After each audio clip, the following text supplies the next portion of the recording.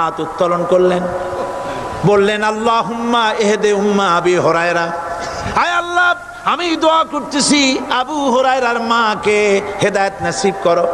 হুজুর হাত তুলে মোনাজাত করছেন, আবু হুরায়রা দৌড় দিলেন বাড়ির দিকে। কয়েকজন সাহাবী হযরত আবু হুরায়রার জামা টেনে ধরেছে, এই ভদ্রলোক দৌড়ায় কেন? এত শান্ত মানুষ, কখনো গরম হয়ে কারো সঙ্গে কথা বলে না, এই মানুষটা দৌড়ায় কেন? কোনো বিপদ হইল নাকি? জামা টেনে ধরে বলে আবু হুরায়রা দৌড়াও কেন?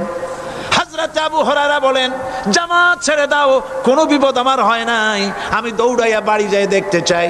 আমি দৌড়াইয়া আগে বাড়ি যেতে পারলাম না, আমার নবীর দোয়া আগে আমার বাড়ি চলে গেছে, আমি এটা দেখতে চাই। হযরত আবু হুরায়রা দৌড়াতে দৌড়াতে বাড়ি চলে গেছেন। দরজায় নক করলেন, ভেতর থেকে আওয়াজ এলো কে? তিনি বললেন আমি আবু হুরায়রা, মা দরজা খুলে দাও, আমি তোমার সন্তান। মা বললেন বাবা অপেক্ষা করো, দরজা খুলতেছে। হযরত আবু হুরায়রা বলেন মায়ের গলার আওয়াজের ভেতরে কুফরিত কর্কশতা পেলাম না, মায়ের গলার আওয়াজের ভেতরে তাওহীদের নরমিয়াত পেলাম। আমার কাছে মনে হলো আমি আবু হুরায়রা বাড়ি আসার আগে নবীজির দোয়া আল্লাহর আরশে পৌঁছে গেছে।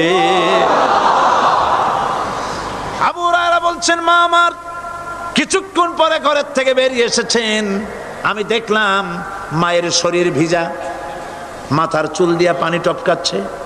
মা আমার বললেন বাবারে তোমাকে মারার পর আমি নিদারুণ অনুশোচনায় পড়েছিলাম, মনে মনে ভাবলাম আহারে আমার সন্তানরা আমি কেন মারলাম? সে তো কোনো খারাপ কাজ করে নাই, কোনো খারাপ জায়গায় যায় নাই, এত ভালো মানুষ যার সম্পর্কে লোকেরা খামোখাই মিথ্যা কথা বলে, এই ভালো মানুষটার কাছে গেছে, সেজন্য আমি মারলাম কেন? বাবা গো আমি আমার ভুল বুঝতে পেরেছি, জীবনের ভুলও ধরা পড়েছে,